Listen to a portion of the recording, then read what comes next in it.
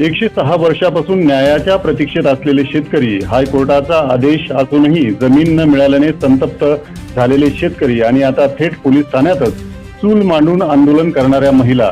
श्रीरामपूरमध्ये शेतकऱ्यांचा संताप आज उफाळून आला आहे. श्रीरामपूर शहरातील 9 गावातील आकारी पीडित शेतकरी संघर्ष कृती समितीच्या वतीने आज भव्य जेल भरो आंदोलन करण्यात आले. शेतकरी संघटनेचे नेते ॲडव्होकेट अजित काळे यांच्या नेतृत्वाखाली हे आंदोलन पार पडले. या आंदोलनात मोठ्या संख्येने शेतकरी सहभागी झाले होते. विशेष म्हणजे महिला आंदोलकांनी थेट श्रीरामपूर शहर पोलीस ठाण्यात चूल मांडून स्वयंपाक सुरू केल्याने आंदोलन अधिक तीव्र झाले.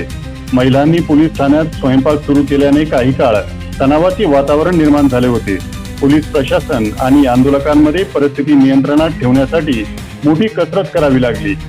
या आकारी पीडित शेतकऱ्यांच्या जमिनी तब्बल 106 वर्षापासून सरकारच्या ताब्यात आहेत.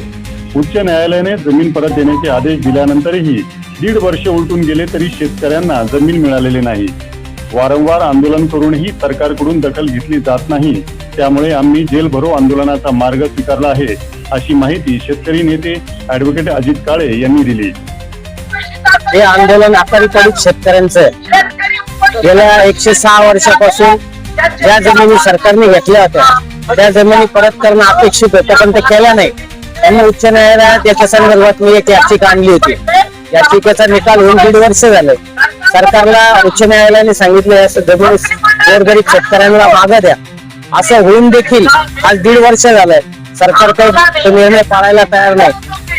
ज्यावेळेस शिंदे साहेब मुख्यमंत्री होते त्यावेळेस मंत्रिमंडळाने निर्णय घेतला होता की या जमिनी परत द्यायच्या, परंतु त्याच्यावर काही कार्यवाही झाली नाही. आणि त्याच्यामुळं 2-3 आंदोलन, आता 4थं आंदोलन आहे आमचं याच्या माध्यमातून, की ज्याच्यात आता आम्ही निर्णायक परिस्थितीत आहोत. आज जर शासनाने काही भूमिका घेतली नाही तर इथून आम्ही काही हलणार नाही, अशी आमची भूमिका आहे. आणि याच्या उपरही आश्वासन देऊन परत जर पाळलं नाही तर मात्र आम्ही कब्जा आंदोलन करणार आहोत. मग आता जे काही व्हायचं आहे या व्यवस्थेमध्ये ते शेतकरी करायला तयार आहेत. त्याच्यावर पुढचं आंदोलन मात्र फार भयानक असू शकतं. एवढंच तुमच्या माध्यमातून मी सरकारला सांगतो. शेतकऱ्यांचा हा संताप सरकारपर्यंत पोहोचणार का आणि 106 वर्षापासून सुरू असलेली ही लढाई कधी संपणार हे पाहणं आता महत्वाचं ठरणार आहे. भीमप्रहार न्यूज मराठीसाठी प्रतिनिधी संदीप जगताप, श्रीरामपूर.